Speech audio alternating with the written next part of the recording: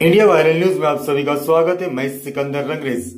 धरमगांव के पालदी गांव में 31 दिसंबर की रात 11 बजे के करीब दो गुटों में जमकर बवाल हुआ, जिसके बाद दुकानों और गाड़ियों में आग लगा दी गई।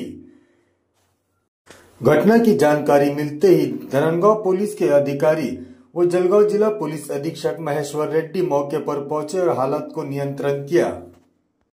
पालदी गांव में कल सुबह 6 बजे तक के धारा 144 लागू कर दी गई है। आप देखते रहिए इंडिया वायरल न्यूज। हमारे चैनल को लाइक, शेयर, सब्सक्राइब जरूर करें।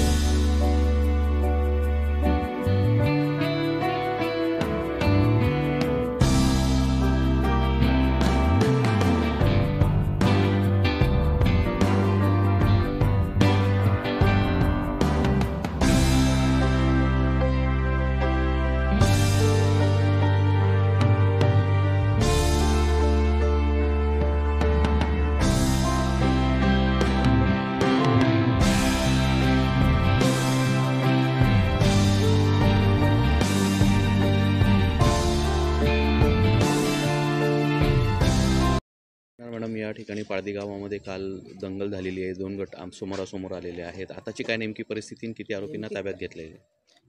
काल रोजी रात्री धरणगाव पोलीस स्टेशन अंतर्गत पाळदी या गावामध्ये दोन गटातील भांडणाचं पर्यावसन हे थोडंसं काही दुकानांची जाळपोळ करण्यामध्ये झालं होतं। त्या संदर्भाने पाळदी पोलीस स्टेशन OP अंतर्गत गुन्हा दाखल झालेला आहे आता, आणि काही लोकांना आम्ही ताब्यात घेतलेला आहे। सध्या इथे मोठ्या प्रमाणात फौजपाठा उपलब्ध आहे आणि सध्या तरी इथे शांतता आहे। कारण काय होतं या घटनेच्या मागचं कारण? काही अंतर्गत वादामुळे सदरचा जो जी घटना आहे ती घडलेली आहे। किती लोकांनी सध्या तरी आम्ही जे अज्ञात आहेत अशा 20 ते 25 लोकांविरोधात सध्या गुन्हा दाखल केलेला आहे।